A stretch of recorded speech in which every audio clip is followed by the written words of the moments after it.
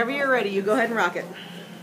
You're driving down the road, then bam, the windshield's covered by a big black cloud of smoke, and all you see is a ram's head on a tailgate. You wonder for miles down the road, why did this happen to me? Or what is the history that led to this point in my life?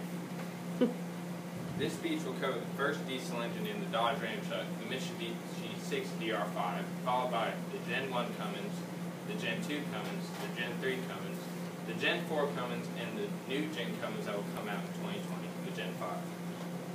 First, the Mitsubishi 6 DR5 was introduced in 1978 and sold through 1980. It was a straight 6, 3.95 liter engine, making 105 horsepower at 3,500 RPMs. It was not sold with a turbo though, which helped with good gas mileage, but was very bad for power, especially at top speed. It was said the truck could only reach 48 miles an hour, but most found without a turbo it could not even get over 45. A turbo forces air into an engine, combustion engine, from the exhaust to help with performance and power. In 1980, Dodge discontinued the selling of the engine because no one really caught on to it. According to Curtis Redgap, the son of a diesel mechanic, Dodge used Mitsubishi diesel engines in light-duty pickups during the 1970s, but they never really caught on. As the sales fell for the Dodge Ram trucks, they decided to put a Cummins, an engine meant for farm equipment and semi-trucks, in their small-duty trucks. The Gen 1 was started in 1989 and sold through 1993. It was far more advanced than the Chevy or Ford engines, so that they had to update the entire undercarriage of the truck. The suspension, everything you could think of was upgraded to make it stronger. The engine made 160 horsepower at 2,500 RPM and 400 foot-pounds of torque at 1,700 RPMs. According to CumminsEngine.com, which will cover all the horsepower and torque from here on out, the Cummins engine is the actual site of the Cummins company that makes the engine. Lower torque in an engine is a lot better for towing because when you're towing, you're at lower RPMs, so the highest peak of torque, which is 400, is better for towing. Horsepower doesn't do much because it's higher in the RPMs. It was sold as a direct injected 12-valve turbocharged inline-6 5.9 liter engine in the 250 and 3500 dual-wheel models. Direct injection is when the fuel is directly injected into the combustion chamber of an engine.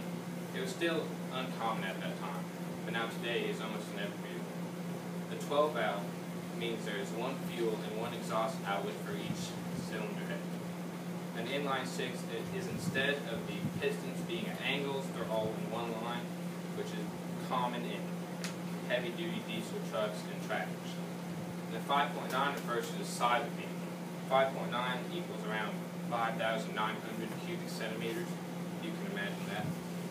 And according to Cummins.com, Cummins and Chrysler officials recognize the mutual benefit of incorporating the new Cummins V-Series engine into the Ram.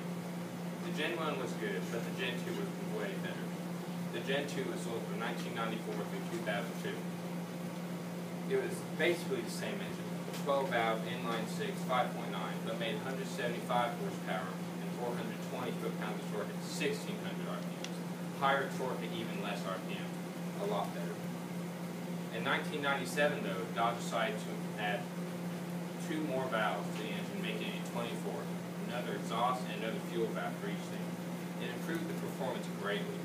The engine now made 215 horsepower and 440 foot-pounds of torque. In 2002, it topped out 235 horsepower and 505 foot-pounds of torque. This gen had a lot of change, but the next one is crazy. The Gen 3, which started 2003 and went to 2009, was the same as usual, 24-valve 5.9 liter, but this time it made 305 horsepower and 555 pound-feet of torque in 2003, which changed to 225 horsepower and 600 pound-feet of torque in 2004, and would also then change to 325 horsepower and 610 pound-feet of torque in 2005. It would not change in 2006. But in 2007, Dodge decided to introduce the new 6.7, which would be 6,700 cubic centimeters. A lot bigger of an engine, which means a lot more possibilities for making a lot more power. first application of this had 350 horsepower and 650 foot-pounds of torque, but it did not increase for the rest of the generation. This evolution of the 5.9 to the 6.7 was groundbreaking and would lead the way to outstanding numbers in the next generation. The Gen 4 sold from 2010 and will sell through 2019. Same engine as usual, but still the same horsepower, which was odd for that, but it was due for a major boost. In 2011, it moved up to 350 horsepower, same horsepower, then changed to 800 foot-pounds of torque. Outstanding. In 2014, it changed 385 horsepower and 865 pound-feet of torque. That's the last number I can find for that.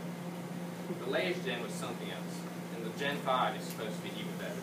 The Gen 5, which will sell in 2022, whenever, is reportedly to have 430 horsepower and 940 foot-pounds of torque, according to 5thGenCummins.com, a site dedicated to releasing info on the Gen 5 Cummins. According to Cummins.com, from our 5.9-liter 160 horsepower beginnings to our 6.7 385 horsepower engine available today in the Ram pickup, Cummins and Ram are leading the way in innovation, power, and durability. The evolution of Ram trucks is of great importance, and I hope you all have found a good reason why. From the Mitsubishi to the future 5th Gen, the evolution of diesel Ram is one full of insane power and advancement in diesel technology.